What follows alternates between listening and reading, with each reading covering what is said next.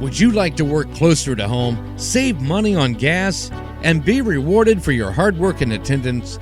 Then Bellisio Foods is looking for you. That's right, Bellisio Foods is now hiring for multiple positions and shifts with great employee benefits, an on-site health clinic, competitive wages, and advancement opportunities.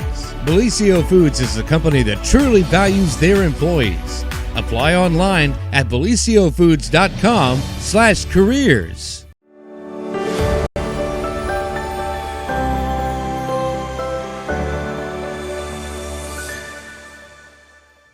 Well, good morning, everyone, and welcome to another edition of the morning show right here on Main Street TV. Of course, Jennifer here. I'm back. I hope you didn't miss me too much. I'm sure you didn't, but I think everybody held down the fort pretty well. Although James had a little bit of a hiccup, I think, along the way, but that's okay. We persevered last week. And I got a little vacay, and that was good. And now we're back. So, of course, we are here this morning with the new Oak Hill superintendent and Josh Mandel, right? Jason Mandel. Josh was the politician. Politics right now, yeah. I so screwed that up already. I'm so sorry. You were not the first. What happens when you go on vacation? So Jason, and we were just talking about that. I'm sorry, Jason. So welcome to the program, number one. Thank We're you. so happy to have you here. And first off, we'll get to, I guess, talking a little bit about yourself and, you know, how you ended up in Oak Hill and all of that. But let's get the elephant in the room out of the way. And I know a lot of people are wondering. And, you know, I got back from vacation and was reading some social media and saw yesterday that the Oak Hill School District was actually closed for the day. And I was a little bit surprised by that. I'm sure as many people were. So could you kind of address that? And of course, you know, people are keyboard warriors and everybody has an opinion on things. So could you address it and just kind of tell everybody what's going on with that? Absolutely. So, you know, we had a situation that came to our administrative team very late on Sunday evening. Okay. And obviously we want to investigate anything that's brought to us. And there was some social media content that was brought to us that came from a student. And, okay. And so, you know, in this day and age, obviously, you know, social media content, we have learned, unfortunately, has led to some concerning and sometimes very dangerous activity at schools. Well, and ignoring social media content has led to that. Absolutely, and that's not something we want to do. So I was contacted by one of our principals, and you know, ultimately, in about a 45-minute span, had to make the decision that, hey, we need more time with this. I didn't feel comfortable bringing people into the buildings. Fortunately, you know, we worked with law enforcement, and we have district policy that addresses this kind of thing, and we work through it. And so, you know, we're completely safe. We were, as of late yesterday afternoon, our evening events went off without any incident whatsoever. Okay. You know, Oak Hill Police, great to work with. The Jackson County Sheriff's Department, very helpful, and our administrative team, our board members were very interactive throughout that. And I did have some conversations with some parents and some community members, and there's genuine concern. I get that. Yeah. Because, you know, with this, there comes the piece of what are we allowed to tell the community, and there comes a privacy aspect when you're talking about a student and that student's family, and we want to be respectful of everyone. So we released and have as much information as we can right now. I am fully confident. You know, we never would have resumed yesterday afternoon had I not been fully confident in our assessment of the situation. Fortunately, you know, it's been addressed. You know, people ask, well, you know, who did this? You know, we can't release that. But no one who was involved with any type of this situation is on the campus. So there is, you know, there's no concern or danger. You know, and we checked thoroughly, and I took as long as I could with respect to the situation, and again gave people updates a couple hours apart, I believe, yesterday. And you know, again, I don't mind people asking questions. I just, you know, we ask for a little bit of patience, although that can be challenging at times. I understand. Well, it is, especially when it's the safety of your child or you know what's going on within, because the community, because Oak Hill is such a tight knit community. And I've always been very complimentary of that, because it's just everybody's got everybody's back in Oak Hill. It just seems like everyone's close and a lot of relatives in Oak Hill. So, you know, and I know that people then are concerned as about the safety of their neighbors and friends and family, of course. Yeah. And so Welcome to being the superintendent of a brand new school district here, and you haven't been there very long. No, I've been actually just under 4 weeks officially. I think my official date was I believe it was the 22nd. Well, So they we're just didn't yeah. want you to be bored. Well, that's fair. That's fair. So you've been here around 4 weeks, and um, so you were hired in as I guess the quote interim Yes. superintendent. Mhm. Could you explain kind of what that means versus just being hired in as the official Sure. superintendent? So what happens sometimes, and this is becoming a little more common when you have a superintendent who either retires or accepts another job a little later in the year, which August is very late.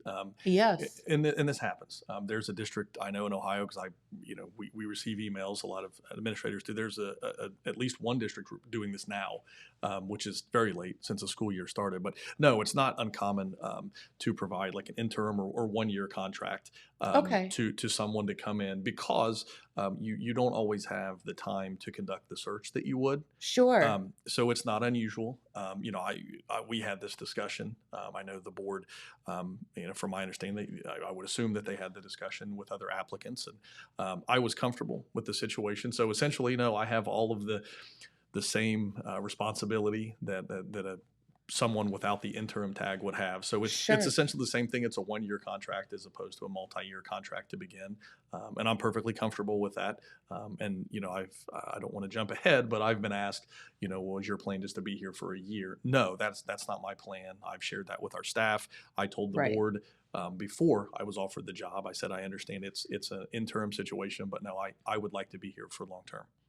Well, very good. And I would have to think, and James, I think, and I were talking off the air a while back, and that was, you'd have to think that whomever was hired would be considered for, to continue on. And they had to have that in the back of their mind. So, could you tell everyone a little bit about your background?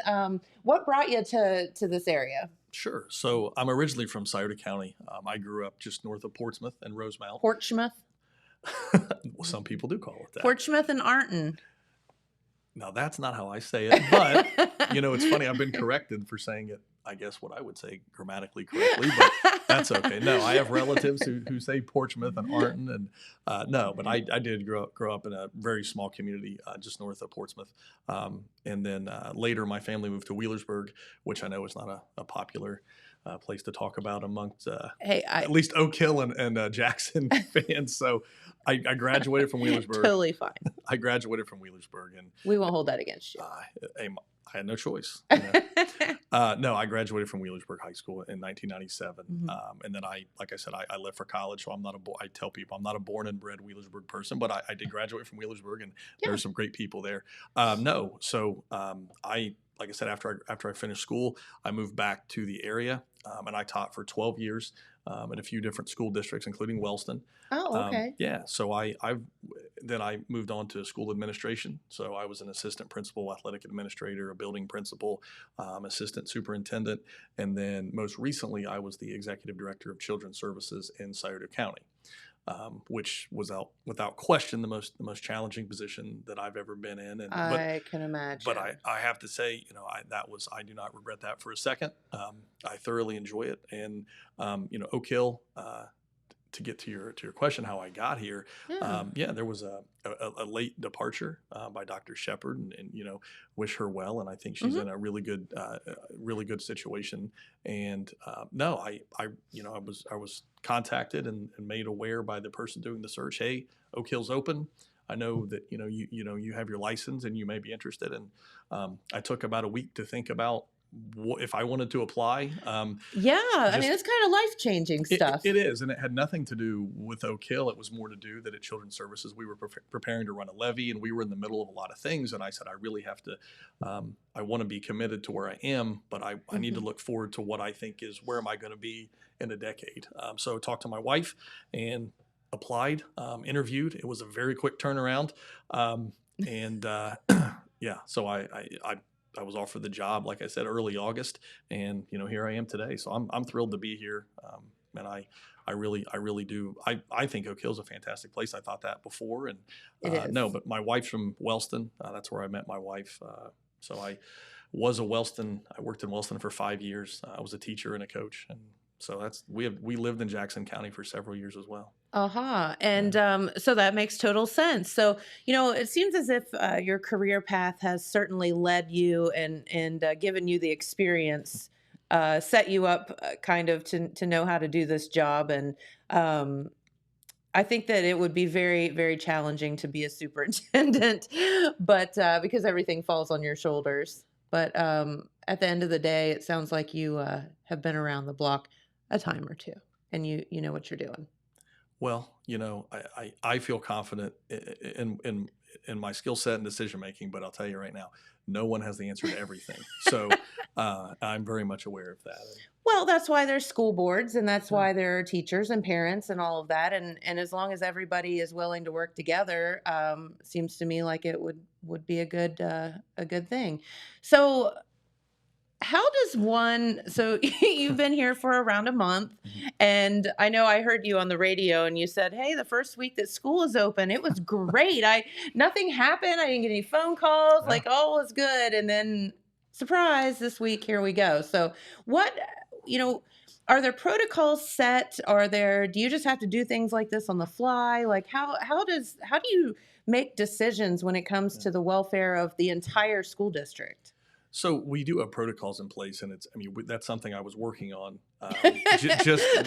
literally last week. Hoping to implement these protocols not so quickly, but well, it's like any situation that you refer to, protocol, fail safe, whatever it is. You hope you never have to utilize them, but there's a reason they're there. So, you try to prepare for everything, knowing that it's impossible to be prepared for everything. Yes. And that's challenging. And, people have asked me, like, well, what is your biggest challenge? Like, your biggest challenge is what you don't know.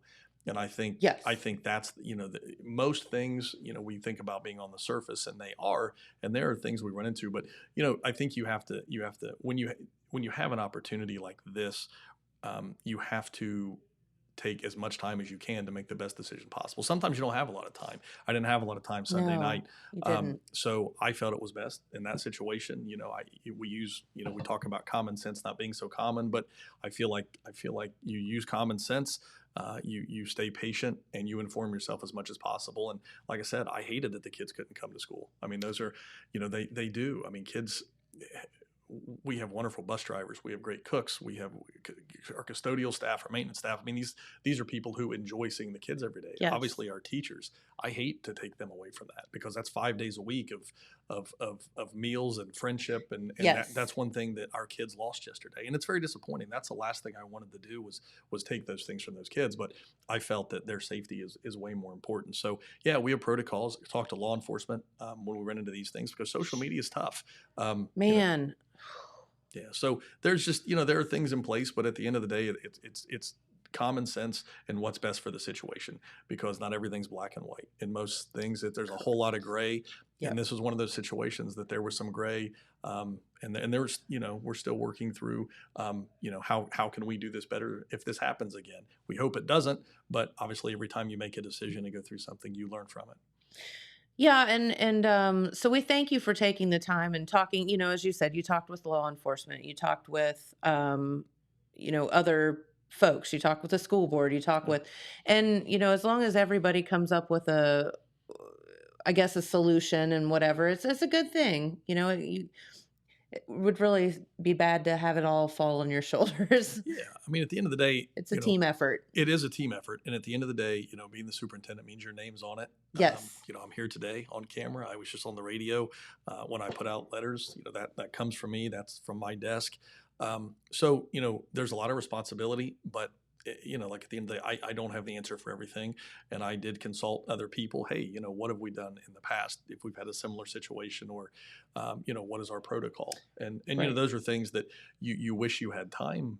You typically people assume you have months, but, I was taking it as much as possible over the last 3 or 4 weeks, preparing not for this exact situation, but for any situation that might cause issue within the district, because you have to be prepared to make a decision on pretty much anything at any time. And that's what we had yesterday. Yes. My husband and I have often not even laughed about it because it's not funny, but even in business, there there are things that happen that there are no ways that you could ever predict or plan for, or you're just like in your wildest dreams you wouldn't think of some of the stuff that happens. And I guess blissful ignorance is a good thing sometimes because if not, you drive yourself crazy. But yeah, at the end of the day, it's really hard to plan for every situation. So I think that y'all did a great job. So what is the day in the life of a superintendent? I think a lot of people know that there are school boards and they know that there are principals and probably might interact more with their child's principal and teachers and things like that. What is the role of the superintendent? So the role, and again, I mean, it's going to be different expectations depending on the school board, depending on the district. But in a small district like this, I'm involved with everything. Yeah, you would have to be. That's the biggest thing for me is why I want to do it is because I get to work with everyone, and I really mean that. I mean, I get to work with everyone. I enjoy that. I used to be a transportation director. I used to be a food service director. I was an athletic director. I was a coach. So I've done just about everything. At this point, short of being a superintendent. Of course, I've also overseen children's services. So I feel like I just had come to a point where I have worked around this position and I felt very comfortable in taking it on. But it just depends on the day. I mean, I'm in the buildings just about every day. I love seeing the kids. I miss that. Working at children's services, I made decisions for hundreds of kids every day, but I rarely got to see those kids. And that was really, really challenging. That would be tough. It is. I rarely got to see those kids. And although it was vitally important, I felt it was time to come in. And so I'm in the buildings. Like I said, as long as I'm in the district, there are days I have to go to meetings, but pretty much I'm in the buildings every day. I interact with the teachers. Again, it's only been a few weeks. I know there are people like, when am I going to meet this guy? Because I've gotten that passed along to me. And it was tough because when this transition took place, there wasn't like this logical time or situation just to meet. Yeah. Surprise. Yeah. So I was as surprised that I was changing roles as pretty much probably anyone else. So I mean, so it just depends on the day. I mean, we have a new playground project. So later today, I'm going to be working with the people who we're purchasing the playground. That sounds fun. So that's today. Well, it's fun once it's complete. Yeah. It's the process that's not always the most fun. But yeah, so that's later today. Obviously, yesterday entailed making sure that everyone is safe, and I had to cancel school. I did not want to do that. No, but no one wants to do that. So it really depends on the day. I mean, we have obviously Oak Hill's had a lot of athletic complex upgrades recently. That's another thing that we're involved with, and looking if there's what else could potentially be done, or we're looking at buildings, and you have to consider HVAC, and so there are a lot of things. You got to pay for things, unfortunately. Darn it! What can we afford, and what has to wait? So yeah, I mean it's budgetary, it's students, it's adults, it's a lot of different things, but I enjoy it. Well, very good. And, so I just think I was talking with a friend yesterday at the bank. I just ran into her. She started a new job in Jackson administration. And she said how much she loves it and whatever. But she said, teachers, though, just don't get the credit that they deserve. And it is so difficult. Mm-hmm. And I didn't, I guess, realize that because when you're growing up, your teachers are they're like up on this pedestal, right? And you don't think of them as being normal, everyday people. So you think about the wear and tear you put on them, thinking back and being a student and thinking, oh man, we probably weren't the nicest to that human or whatever. But at the end of the day, teaching is tough, and you have to be there for all of them and listen to concerns, and that would be a lot. Well, I mean, it's important. I think we have a really good administrative staff too in the buildings. I think it is difficult. It's probably more challenging to work in education now than it ever has been. 100%. And when I say that, I mean, that covers everybody. I think, when it comes to teachers, I mean, they are with these children as much as or more than any other adult at Yes. time. There are situations where that we have students who spend more time with their teachers, at least for about 9 months, than any other adult. And so that's a lot. That's a lot of expectation, and it's not just It a is. handful of kids. So yeah, we have to watch out for burnout. We need to make sure that if there's something our staff needs, that we provide it. And we met with our staffs this morning about questions, concerns. We have a late start tomorrow, pre-planned for some professional development. And again, it delays the kids coming to school for a little bit, but it's good for the teachers, to start the year and start the day. We're going to have some discussions, and it's going to Great. focus on instruction. But I think our staff right now, I think it's only been a short time, and trust needs to be built. But they've had no problem coming to me. I've had some great conversations, and we need to know what our staff needs, and across the board, teachers and support staff, because if we're not going to listen to them, then we're probably going to lose a lot of them, and we don't want to do that. No, and teachers are a bit hard to come by now because of for very various reasons. But and I was talking to my friend at the bank, and I was like, there's not enough money in the world. Like, you have to be a very, very special human to be in a teacher, but also in administration, anything to do with schools and all of these kids. You have to just have it right here, because if not, you would go crazy, because as you said, sometimes you are the parent to these children, and Absolutely. they don't have anything else. And No.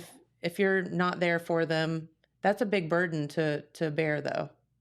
No, it is. And I mean, but it's important. It's, education is here, is our school district. I mean, school districts aren't going anywhere. I mean, No. that's the thing. I mean, people can be critical, or people can be angry or upset.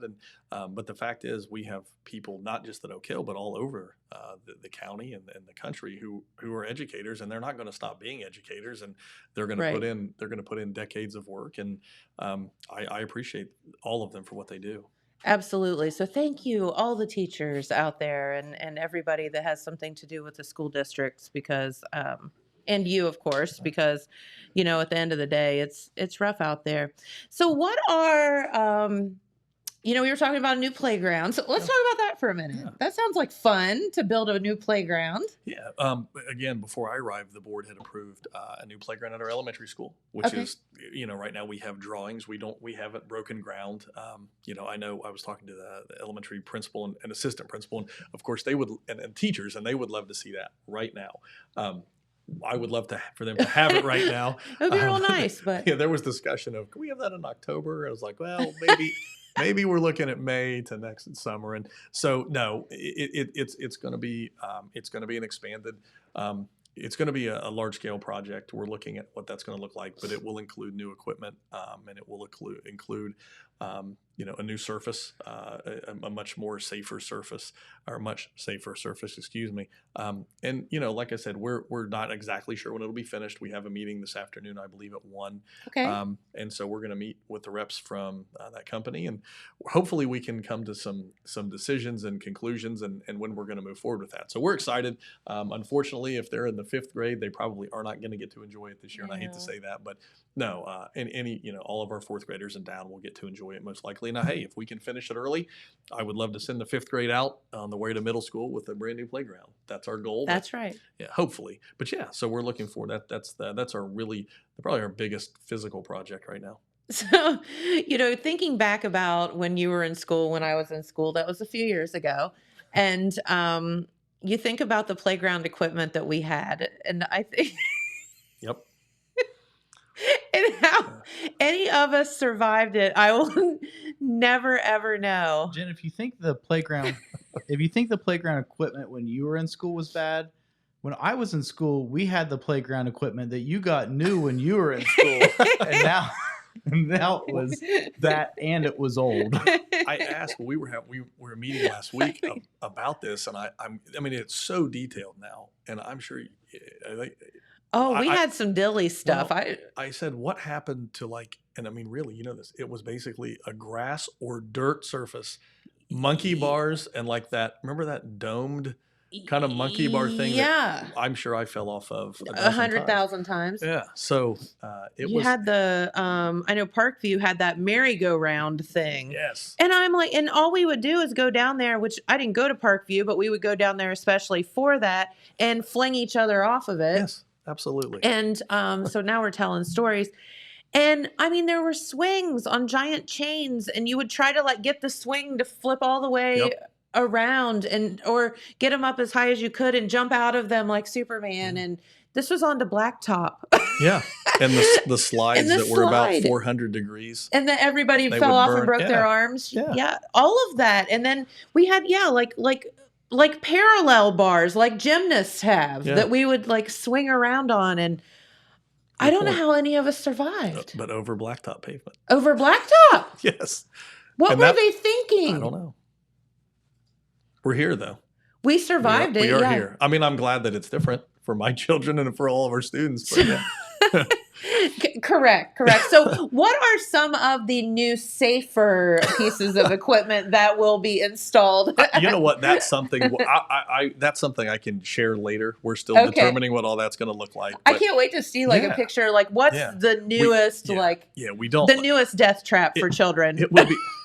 Well, it's not I'm that. I'm kidding. I want to go on record to say no. It's not that. But I'm going to get you in all kind of trouble. You are. Yeah, I would like this contract to extend beyond this year. So, no, but we do. Yeah, we will have some drawings and things. But yeah, we're not to that point yet. But again, like I said, it's going to be new. I don't even know what to call them at this point because it's playground equipment. Yeah. So I don't know if I'm sure there's some specific name for what we're going to have, but I'm not sure exactly what that is. I'll tell you what it won't be. A slide that's 7,000 degrees and blacktop. That's fair. Or gravel. That is 100% accurate right there. So I will not say 100% about very many things, but I'm positive it will not be those things. Yeah, I don't know what they were thinking. Yeah. But anyway, but we all survived it. Barely, but we did survive it.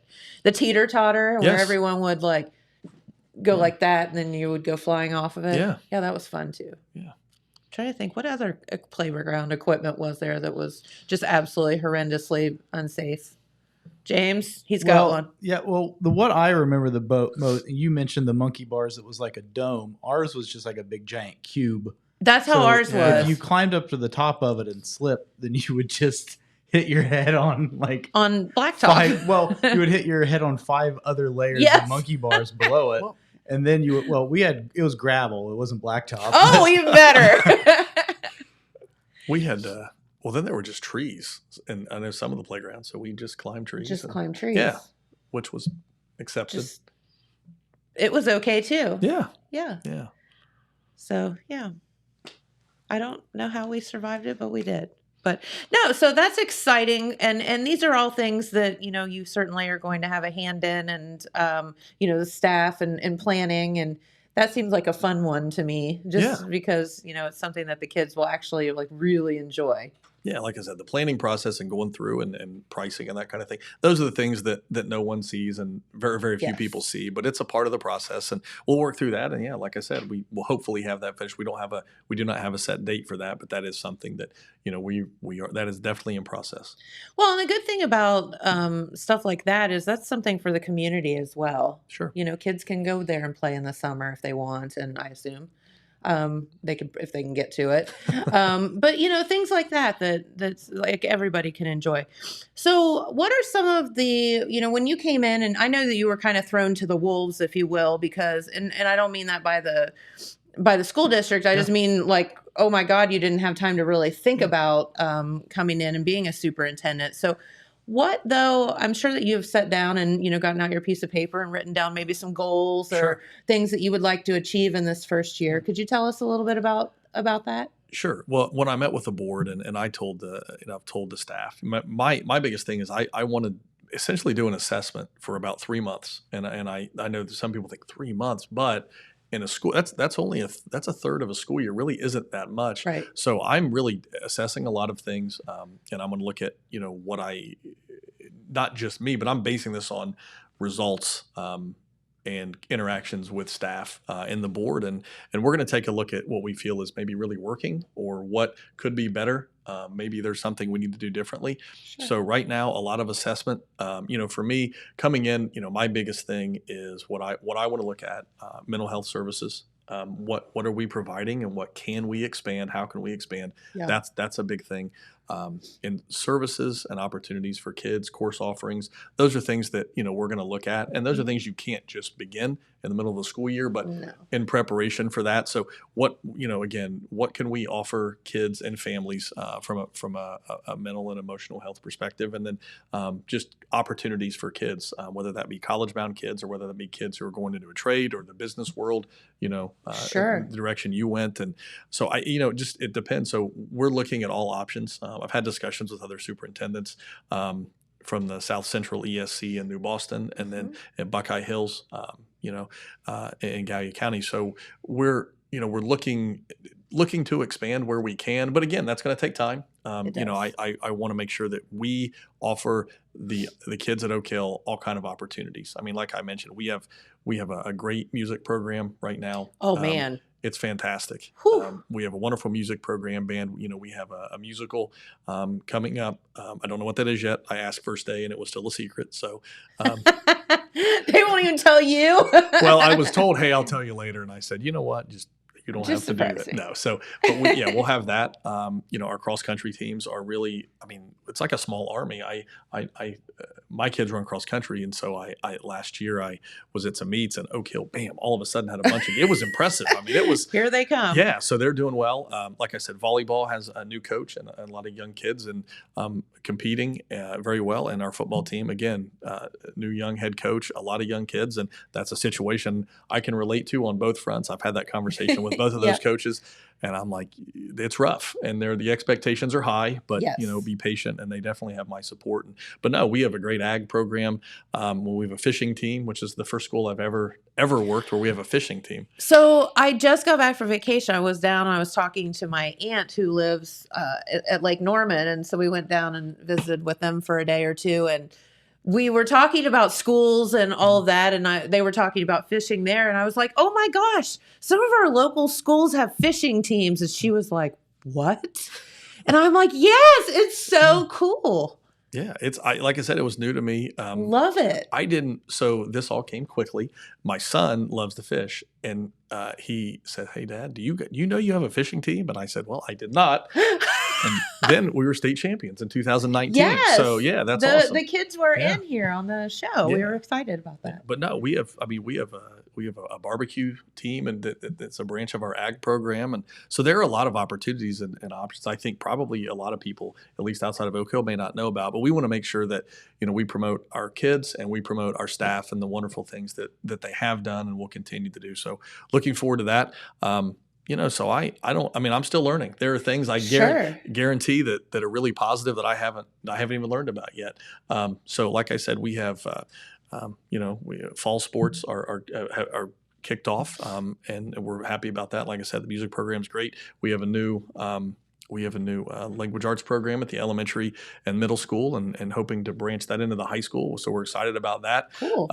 And again, we have some great educational leaders in our buildings and our principals, and we have some great teacher leaders too.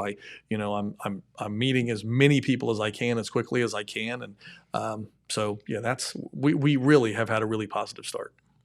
Very good, and that's what we love to hear. So.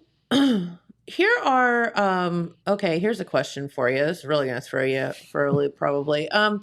Growing up, you're a little bit younger than me, a few years younger than me. But what are some of the changes? What are the biggest changes that you've seen from, like, say, when we were in school versus now? And I don't know, put words in your mouth, but I would think social media would be a tough one.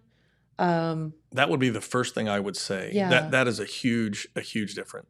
Social media and devices. Most kids having devices. Okay. How did we ever know what was going on the weekend? I don't know. I seriously, someone asked me that the other day. I was like, I don't know. How did we know? A lot of phone calls. I don't know. Landlines. I don't know. How did we know? I don't know. Cordless phone. That was a big deal. I remember getting a first cordless phone. Oh, yeah. That was a big deal. Ours had the big antenna, and it came out like that. And then no one knew where it was, and the battery would die. Yes, and you couldn't find it. Yeah. So I think that, and I think sometimes we're, as adults, sometimes we a little too harshly judge kids. But if we had those things, I hate to feel this way, but I think we would have made a lot of the same decisions that kids are making today, Sure. because this is it's not really new now, but there seems to be a new social media platform all the time, and it is difficult for adults to catch up to that. Yes. There are things that something might sit on a site for hours or days, and we didn't know about it. So, I mean, kids. Those are the biggest things. I think the social media presence and the opportunity every kid has a phone or some type of device. Those are big. That's tough to handle. But yeah, I think those are the two biggest differences. Do you see those in, I think devices, the internet, all of this stuff can certainly be a positive thing, but also do you see them being used negatively as well? I mean, obviously your situation the other day was, it was used in a negative way. Well, I think there are a lot of positives, and that's one thing. There is a push for technology, and I'm all for that. But yeah, I just think responsibility, and I think that's one thing. It's one thing we talked about yesterday with our administrative staff is how do we educate kids? Because kids, a lot of times kids make mistakes because they're kids. They're learning. I know that sounds super simple, but someone said that one time. Early in my career, was like, I know you're frustrated, but kids make mistakes because they're kids.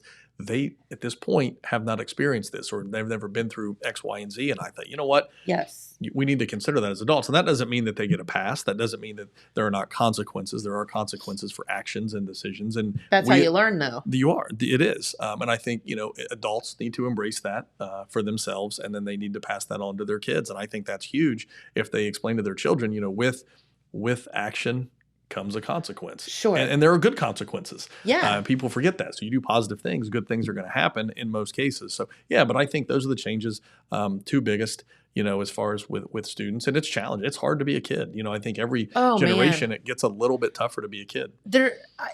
I guess I think back about like my nieces and, nephews, and then just knowing friends' children and whatever. I don't have any kids of my own, but like, I think back about some of the stuff that they are dealing with, and they're sophomores and juniors, and they're stressed out because they don't know where they're going to go to college and stuff. And I'm like, we didn't even think about that stuff until like our senior year. And now if you're not planning that from, early on in your high school career, it's like everyone's freaking you out. And I see the pressures on these juniors and seniors, especially juniors, because I think by the time you become a senior, you kind of have your path, maybe, or some sort of thought of a path. And man, it's rough.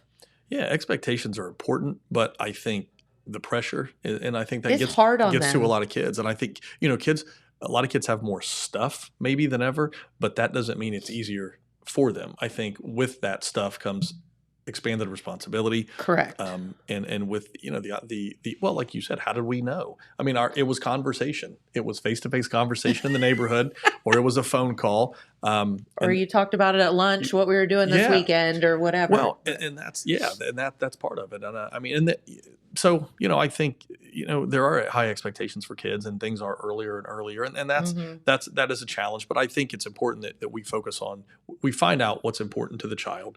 And then we also explain to them what is important, as far as a pathway. And Sure. I mean, I don't, I have 2 of my 3 children are in high school, and those are things. And my daughter's a sophomore. And then I asked her the other day, I said, do you, we've had discussions. I said, but do you know what you want to do after high school? And she said, I really don't. And I'm not upset about that. Correct. Because she has ideas, but at 16 years old, why in the world should we expect every 16-year-old to know exactly what they're going to do for the next 3 or 4 decades of their life? Do any of us still know what we want to do for the rest of our lives? Like, you know what I mean? And I guess that's what's frustrating to me when I hear the kids and they're freaked out talking. So maybe parents out there think a little bit about that. And, that goes back to the mental health services that you were talking about. It's hard to be a kid, as you said, and it's getting harder every day to be a kid. There's more expectations. You're expected to grow up faster, I think. We were able to be kids a little bit more longer. Yeah. And so with that, and then we, throw a global pandemic on the top of it. And some of these kids did not get their high school years or their grade school years or whatever. They had it taken from them. How are you seeing that affected And also, what are some of the mental health services that you could see implementing to maybe help the kids out? So, as far as the response or reaction of closures and COVID, and that affected all of us to Yeah. some degree. I think what's interesting at Oak Hill, and I had this conversation. Oak Hill wasn't really closed as long as most of the other areas, Okay. and whether that's good planning, good fortune, some combination. Yeah. So I think clearly there was an impact, but I think maybe lesser in Oak Hill in our school district because whatever the plan was, and I appreciate what that staff did and what the previous superintendent did to make sure the schools were safely Sure. opened. I don't think there was a super long stretch. There were some hybrid days. I think there maybe was a month that they were doing complete online. But so I don't know that we're seeing as big as far as academically.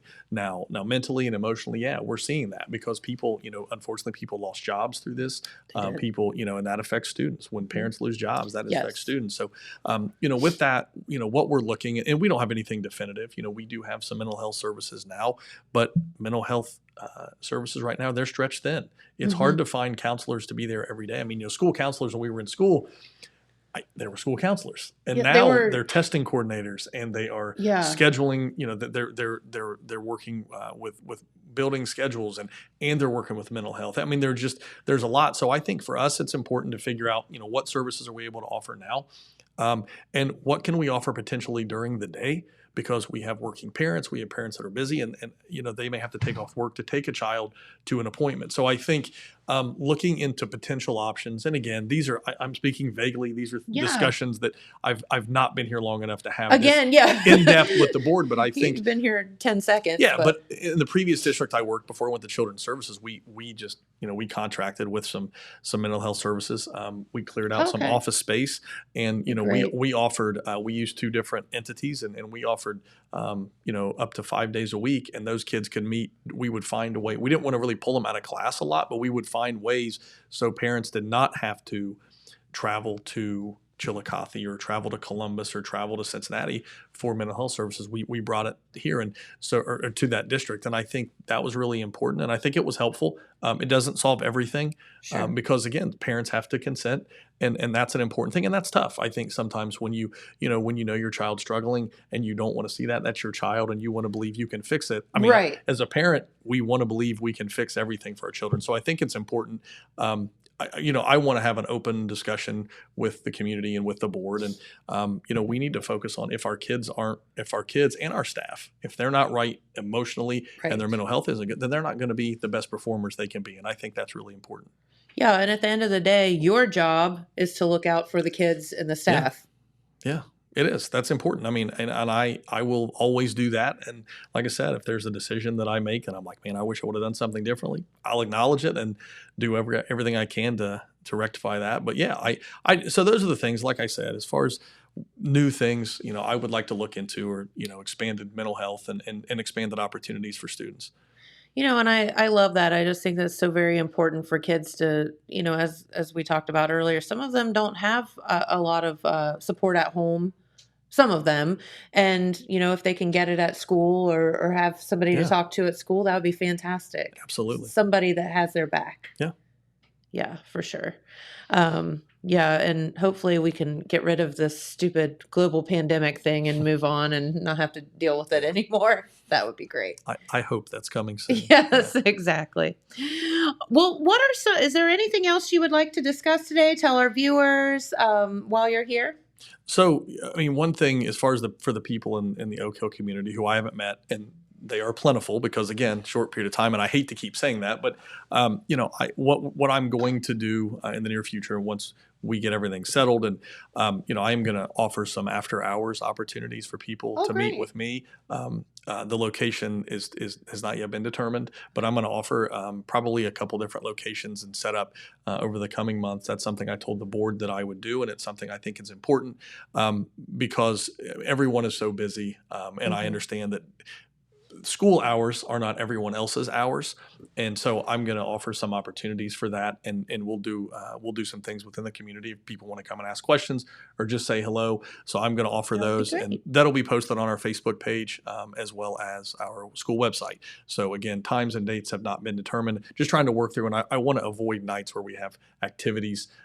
So people don't have to choose between, do I meet the new superintendent and try to zip over to my kid's ball game? So I don't want the ball game. I don't want that to happen. So I don't want to interfere. But yeah, and I'm in a lot of events anyway. So, if people see me, and now they can if they haven't seen me, they can put a face. They can. I think they probably did a Google search. They could find my face anyway, whether or not they want to. But hopefully not a mugshot or anything. But I can assure you, I have never been arrested, and that is public record. So feel free to look that up. Yeah, I don't always have on. I don't always have on glasses, but I pretty well look the same minus the glasses. So yeah, but no, they can.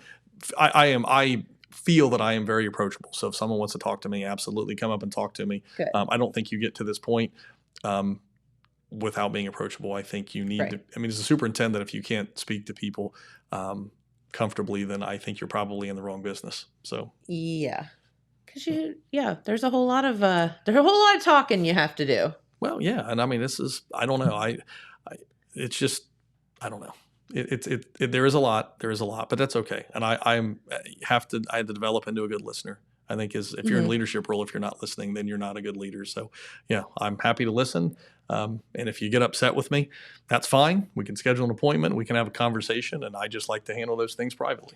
Well, and I think that's fair, because I don't think that everybody's going to agree on everything. You have a school board that doesn't agree on everything, and you have school board that you would agree with some things and not agree, and that's why those processes are put into place, so that there's a checks and balances and all that. And if you don't agree with something that the school board does or the superintendent does, that's fine, but just have a nice conversation about it.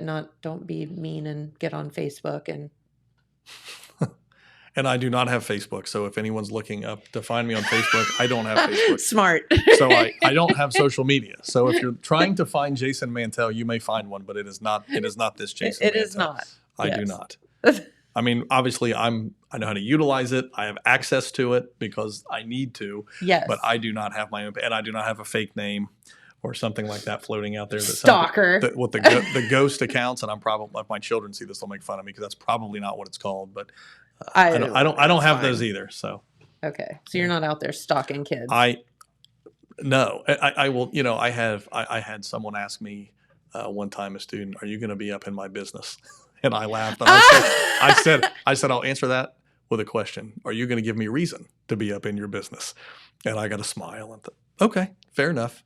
And it was just, yeah, so that's fine. No, I will be very involved. I am involved already, but no, I don't want to overstep with anyone. Sure. But if there's a reason for me to, then, sometimes that's the role of a leader. And if decisions didn't have to be made, then guess what? There'd be no need for a superintendent. There'd be no need for a board. There'd be no need for principals. But unfortunately, every single day decisions have to be made. And that's why there are people in these positions. Yep, absolutely. And, unfortunately, you were kind of thrust into a situation already where you had to make a big decision, and we appreciate the communication and all of the things that y'all did and reached out to the, I wasn't here, but I know you reached out to everyone, the staff here, and communicated with them, and that's what a small community does. That's how it should be anyway, and we appreciate that. So absolutely, it's part of what I should be doing, and I'll continue to do that.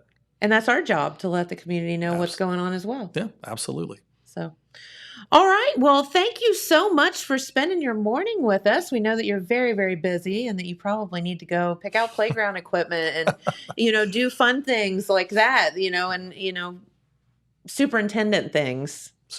Which are not all fun things. I was just joking. That was a joke. But no, thank you for what you're doing. Welcome to the neighborhood. And we're so glad to have you here. Thank you. I appreciate that. Of course. All right. Well, I'm going to make James come over and talk to me for a minute. But we'll do the weather first. How's that? All right. So today looks absolutely gorgeous. See, this is such Apple Festival weather. If we could do this next week, that would be fantastic as well. Looks like today on Tuesday, partly cloudy skies with highs of 72. Those lows dipping down to about 56 degrees overnight. Tomorrow on Wednesday, absolutely beautiful. Some sunshine and highs of 80, lows of 57. And then, low to mid 80s the rest of the week, all the way through next week and the beginning of your Apple Festival. Do not forget that the Jackson Apple Festival does kick off next week on the downtown streets. I'm sure this coming Saturday, I believe they will start blocking off the streets. I haven't gotten that official word yet, but I do think that is what they're planning on doing. So that will be, you just need to kind of drive around and just don't go through downtown if you can avoid it. Also, don't forget, speaking of,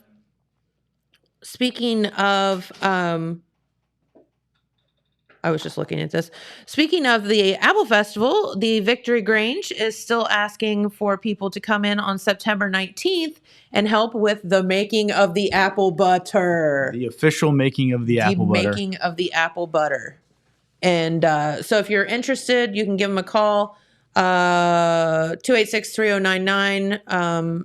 And that, I think that was Rick's number, I believe, Rick Neal. And you can give him a call and or just show up at the Rick and Marty. Grange. Rick and Marty, not Rick and Morty.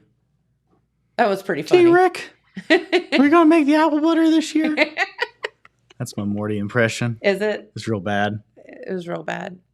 I don't know. I've never seen Rick and Morty, so I've not really watched it that much either, but it's pretty funny. I did tell you about my Rick and Morty Apple Festival theme idea. No. So there's an episode of Rick and Morty. Rick and Morty is really weird. Okay. So there's an episode where the one character is like, he's living in a simulation. So like he's a real person, but everything else is like a simulation, and he doesn't know that like it's like an experiment, and like he doesn't realize this. He's thinking he's in real life, right? Yeah. And so he's like in advertising, and he's really bad at it, and he's trying to pitch a new slogan. And he's just like panicking and can't think of anything. And the slogan that he pitches is "Hungry for apples?" And then like the board members who are all not real. It's just like, yes, and it's like a lab experiment from like a what evil scientist or whatever. And they're like, yes, that's an amazing idea. Hungry for apples. And it sounds really stupid, but like, if you'd seen Rick and Morty, it would make a little bit more sense. That should be the Apple Festival That's theme. What I was going to submit that as an Apple Festival theme. Just hungry for apples. Yeah. My other idea for an Apple Festival theme was a Simpsons reference where there is a suggestion box at Homer's work. And Homer puts in the suggestion box, please don't put any more apples in the vending machine. So that was my other Apple Festival theme idea. No apples in the vending machine. Please don't put any more apples in the vending machine. That's funny. Yeah. All my ideas are like from cartoons. Yeah. Yeah. Says a lot about you. I think so. Yeah. So how are your sunflowers doing? I was telling my aunt about your sunflowers. So they're starting to dry out a little bit now, but the exciting thing recently is they're attracting goldfinch. Oh, cool. And I haven't noticed them as much the last couple days. But last week, I mean, the goldfinch were just everywhere. That's awesome. Because they're just loving those things. I got some pretty cool photos of them. But yeah, they're really neat because if you're not familiar with goldfinch, in the summer, they turn like bright, like highlighter yellow. Oh. And then in the winter, their color gets a lot more muted. And it's kind of this like soft yellowish green color. Yeah. And so some of them are still super bright yellow and some of them are their color's starting to fade a little bit. It's weird that they change colors. Yeah, but there was like, 10 of them in there just like eating the seeds and stuff at a time. Aww. So it was really neat. Did you get pictures? Yeah. I was going to say, I know James will get pictures. I'll share some of them later, but yeah, it was really neat. They're really pretty. But yeah, they the tallest one's probably 12 foot tall. I mean, they got big. They got really big. I didn't plant any of the ones that have the flowers that are like that big, but they got big. That's awesome. Yeah. So you have a green thumb and didn't know it. Yeah. Well, I was showing them to my mom the other day, and I was like, look how big these are. And she's like, did you water them? I was like, well, yeah. She's like, well, that's why they got big. I was like, well, yeah. You act like you're surprised that I knew you had to water plants. I mean, I wouldn't have thought that you would have known that. My pumpkins aren't doing as well, though. No. I had one that was starting to get big, and I don't know if it dried out or what, but it just like broke off the vine. I So that feel was like kind of a pumpkins bummer. are very tricky. Yeah. I feel like number one, the weather has to be so, whatever. Yeah. I think they need pretty good soil to really thrive. Yeah. Lots of like fertilizer and stuff. We went to, we were gone for several days. So we got back our gardens. Like I told Jamie, I was like, just let it go. It's gone. Yeah, it's probably got pretty dried out. She did, and she's got a lot of weeds and whatever. And I'm like, the weeds are a problem. Put a fork in her. She's done. R.I.P. But no, yeah, the sunflowers are. I mean, it was pretty cool. I've saved a bunch of seeds. I'll give you some. Yeah, so that's what I was plant going to a couple ask. next year So if you want. can you just save the seeds and then you just like keep them in your garage or whatever, and then you can replant them? Mm-hmm. Yeah. Oh, cool. Yeah, I'll give you some. Oh, thanks. You're welcome. You're so sweet. I won't tell anyone.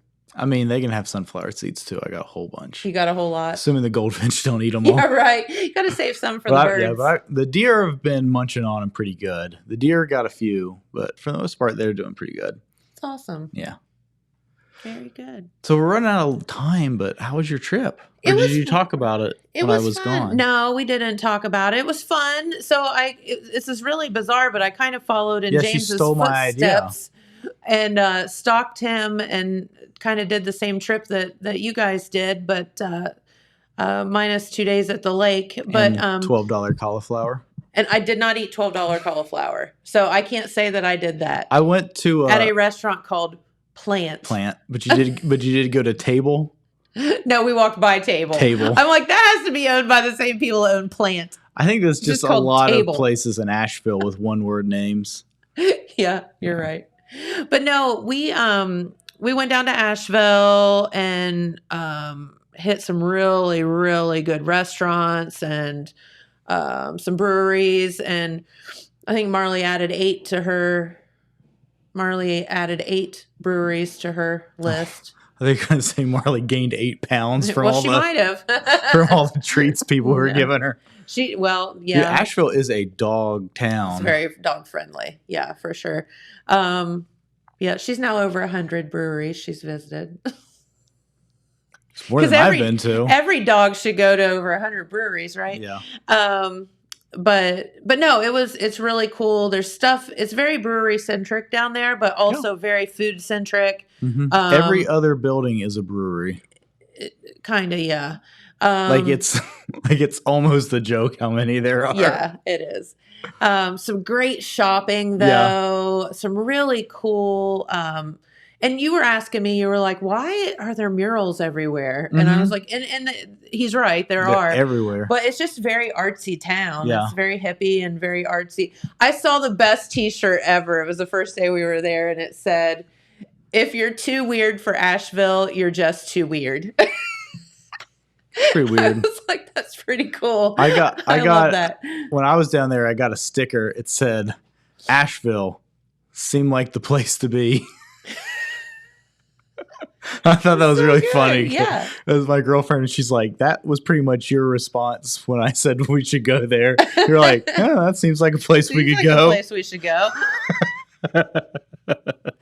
That's so good. Yeah. Well, we had forgotten, bad parents, we had forgotten Marley's treats. Which she doesn't get a lot, but when she goes out in the morning, she gets a treat and stuff like that. She comes back and she doesn't get a lot, just literally every morning. Just every morning. Just every morning. Yes. And sometimes at night too. Okay. But so I told Jamie, I said, oh gosh, I feel so bad. Like we don't have any treats for her. And so we went into this, like, they have all of these huge buildings down there that have like booths in them. So like this booth has, handmade jewelry, and this one they do pottery, and, they have a ton of different, like, kind of almost emporium places where, local artists set up and that kind of thing. So we went in and we were walking around looking at this one, and they had dog treats that this lady made, and she had all different kinds. Well, And one of them was called Chillax, and it had CBD in it. And I'm like, oh, dude, we have to buy her CBD dog treats just to see what happens. Yeah. And so I was like, if nothing else, she'll just like chill out and whatever, because she's pretty chill anyway. So he gave her that CBD dog treat, which it's not like it makes you high or anything, but it does like kind of, I think, like relax you. She went to jump in the car and totally just like missed her like back legs, just like Jamie's like, I think they're working. So we were laughing about that. But no, for the most part, love Asheville. The people there are so kind and nice. And lady at the hotel, I was telling her, the hotel we stayed at actually has a place in the lobby where they always have a rescue dog, adoptable dog. Yeah. So the dog actually lives there. Okay. And then they adopt it out, and then they get a new one, and so on and so forth. So the dog lives in the hotel. Yeah. Which I thought was really cool. And so she had some dog treats, and I was telling her that we'd forgotten Marley's treats, and she went in the back and got us like a bag of handmade treats that somebody had, that they give their dogs, and gave them to me. And I was like, oh, you're so sweet. So yeah, it was fun. Nice. And you know, we were driving, and I was like, oh, that looks just like the pictures that James took, except for I'm not smart enough to take a picture of what James took. Sure you are. No. But it is beautiful. It's a beautiful drive. It is. Really. Just a beautiful drive. It's a great drive. Yep. Nothing else. Just stop and smell the roses and look up and see the mountains and how they roll and all that. It's kind of wild. Mm-hmm. So, but anyway, it was fun. So Sounds fun. Well, I'm glad you had a good time. Yeah, did have a good time, and yeah, now we're back. I'm glad you're back. Are you?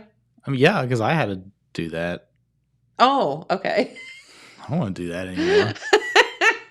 I thought you just missed me personally, but that's not the case. That too. Not at all. Yeah. Oh, you love it. You just don't admit it. I know. All right. Well, thank you so much for tuning in, everyone. And we appreciate you. And we will be back here tomorrow. Do we have a guest tomorrow, James? Oh, my phone is. Charlie Hudson. Oh, that's right. Charlie Hudson. Yes. And we're going to talk about something really, really cool that they need your help with in the city of Wellston. So we look forward to that. So we'll be back tomorrow with that. Have a great day, and we'll see you then.